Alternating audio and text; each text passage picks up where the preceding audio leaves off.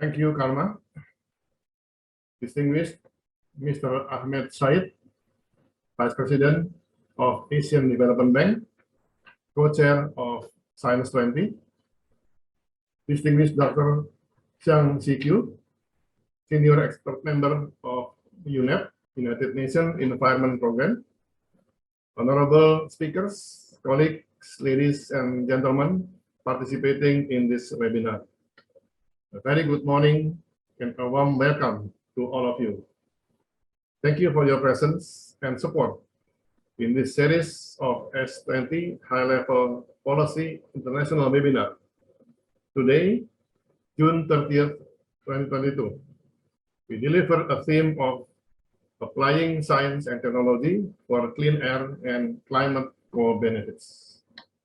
We are glad in this webinar we could invite various representatives from decision makers, researchers, business people, and NGO who partake the main concern in reducing air pollution for climate mitigation, health improvement, and economic growth. My deep appreciation to the rich experience of speakers that should enable to provide powerful insights in adopting environmental friendly development approaches, as you can decouple economic growth with environmental degradation, as well as curb the negative health and economic impacts of air pollution. 4 billion or 92% of people in Asia and the Pacific are exposed to the air pollution levels that endanger their health, according to UNEP 2019. Long-term exposure to air pollution is linked with worse COVID-19 health outcomes, especially hospitalization, according to the Imperial College London 2021. Air pollution also harms the environment, ecosystems, and biodiversity, agricultural yields, and the economy.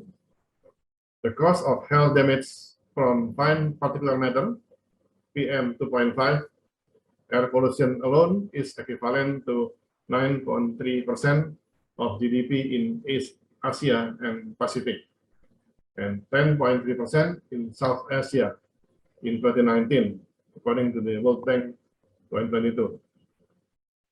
In addition, air pollutants contribute to climate change. Tropospheric ozone causes warming of the climate, while components of particulate matter have climate cooling or warming effects.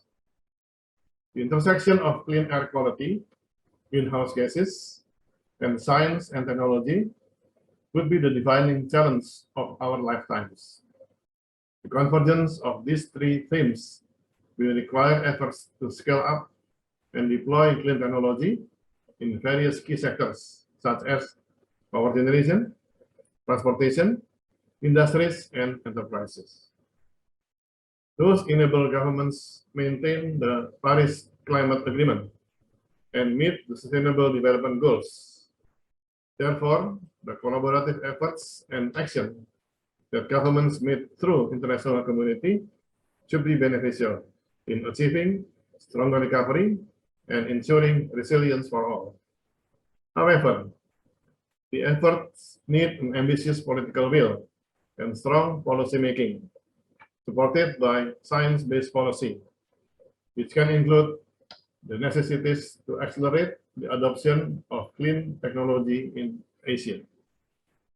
Besides research and development, science-based policies, and ambitious government support, the forms of engagement from stakeholders and public is also a must for tackling air pollution and carbon emission reduction in ways that can benefit as many people as possible.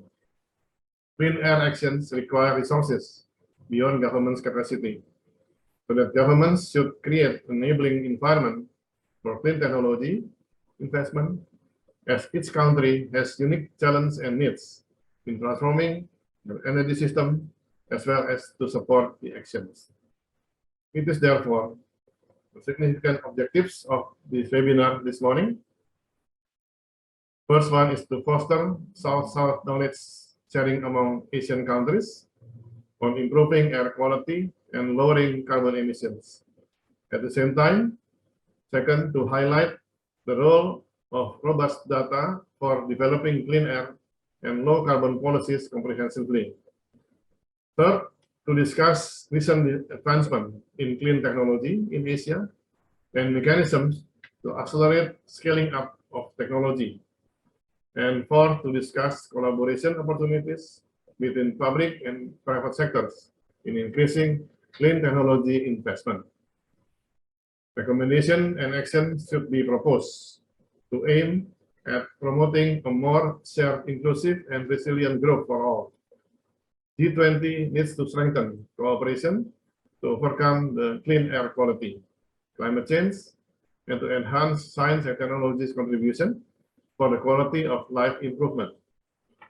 G20 should foster countries' ability to use science and technology in creating evidence to make decisions in uncertainty conditions, where quantitative judgment alone will not be sufficient to guide the national policy making. My sincere thanks to our S20 collaborating partners and co-chairs of S20 from Asian Development Bank, from the National Innovation and Research Agency, from the New Capital of Indonesia, from the University of Indonesia, University of Gajah Mada, UNESCO, G20 working groups, and engagement groups, the organizing committee, for their support and dedicated work in the process of S20 activities. Thank you once again for your attendance and contribution. I hope you have a productive and fruitful discussion to enrich Science 20 communique for the benefit of G20 commitment and for the betterment of the future of our only one planet. Thank you very much for your kind attention. Thank you very much, Professor Satryo, for the very